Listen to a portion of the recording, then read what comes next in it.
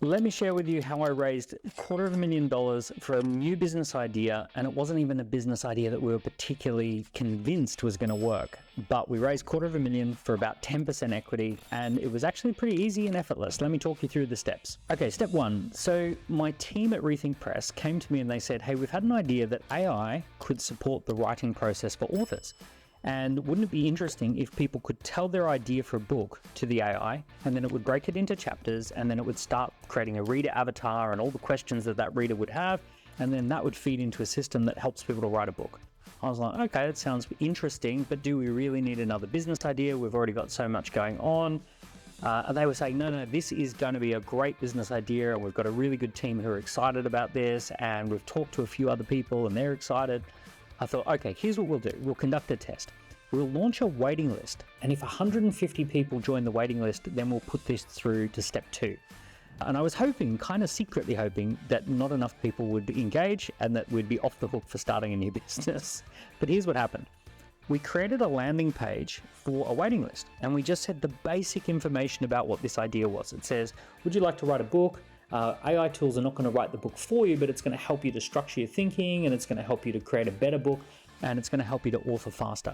We had a nice landing page, and we said, if you're interested in this AI tool, join the waiting list and we'll let you know when it's available. And we did that all on Score App as well, by the way. So what we did is I posted this onto LinkedIn with a little bit of a blurb, just top line information, and then we sat back to see what would happen. And we were totally shocked. About 750 people joined the waiting list in a short space of time. And then it went up to 1,100 over the next few weeks. So it was a lot more than I thought. When people joined the waiting list, we didn't just get their name and email address, we also asked them 5 key questions. We asked them about pricing. How much would they pay for something like this? We asked them what they were hoping to achieve. Are you interested in writing a better book, a faster book? We said, what problems are you trying to avoid? And we gave them a list of key problems. We also said, what have you tried that didn't work? So we had all of that data and all that information as people were joining the waiting list. I was quite shocked about 2 things. Number 1, how fast people joined the waiting list and how many people joined the waiting list. But number 2, how much people were willing to pay.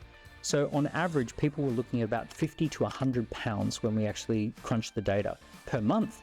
And I thought this was maybe a lot cheaper than that. Maybe people were interested in paying £15 to £20 per month, because most of the time people give you a lowball answer. They actually don't want to pay a lot, so they give you the cheapest possible. But a lot of people were saying 50 to 100, even 100 plus per month is what they would expect to pay. So step 2, we analyzed the data. We had a look at what people were willing to pay price-wise. We had a look at what problems they were trying to solve, what goals and hopes and dreams they had. And we also did a financial forecast where we looked forward into the future to find out how successful this business had to become in order to become profitable. And what we discovered is it was only a few thousand clients at the price point that people had specified. So we realized that there were achievable targets to building a really profitable business, and also a lot of people saw value in this product. So we thought, you know what, let's go ahead to step 3. Step 3, we thought, you know what, if we're going to build a business, we want a business that becomes valuable. So let's go and talk to some angel investors, people who are experienced in seeing businesses start, grow, and exit for a lot of money. So I went and put together an introduction presentation for some angel investors, and I put it out to my network, and we got a few dozen people who said, yep, I'd love to see the presentation. I'll jump on a Zoom call and I'll watch the presentation.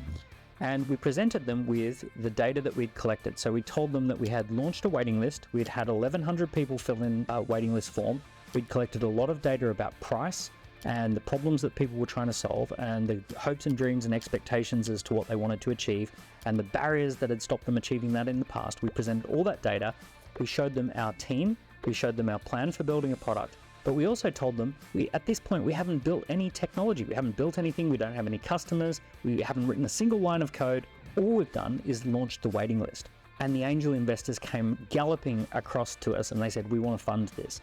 So we raised pretty easily about $250,000 from a group of angel investors. In fact, many angel investors, we had to tell them that they could invest less than they wanted to put in, because we wanted to get a good group of angel investors who could bring to the table more than just money. We wanted people who could add their influence, who could promote it, who could introduce it to people, who could endorse it, all of those sorts of things. We wanted the full angel investor experience, so we were really selective as to who we would bring on as angel investors and how much money we'd let them put into the project. So step 4, We then took that money and we got developing. So we built the tool, we put together our team of people, we started ramping up the waiting list even more, getting more people to fill in the waiting list, and getting ready for launch day. So to get to launch day, a few things had to happen. We had to have a beta testing group of 30 people to test the software that we were building, and we had to get their feedback. This was a great tool and it lived up to their expectations. I always believe that you need at least 30 people in a group in order to get statistical significance when it comes to the feedback that you receive. And that goes for a lot of different things. I won't say that I've tested something unless at least 30 samples have been achieved. Sometimes even more than that, 150. I see some people testing things with 10 or 15 people. It's not quite enough. So we tested with 30 beta users, and then the next group we did was 150 beta users, and we got phenomenally good feedback. People loved the tool. They saw that it had some problems, but they overlooked that stuff. They knew that we'd fix that. They could see what we were building, and they could see that it was going to help them to achieve their goals. So we got good feedback, and then that took us up to the day of launch. Step 5, we launched the product. We actually got 2 groups of 300 or 400 people to join us on a Zoom call. So we had a Zoom call in the morning and a Zoom call in the afternoon.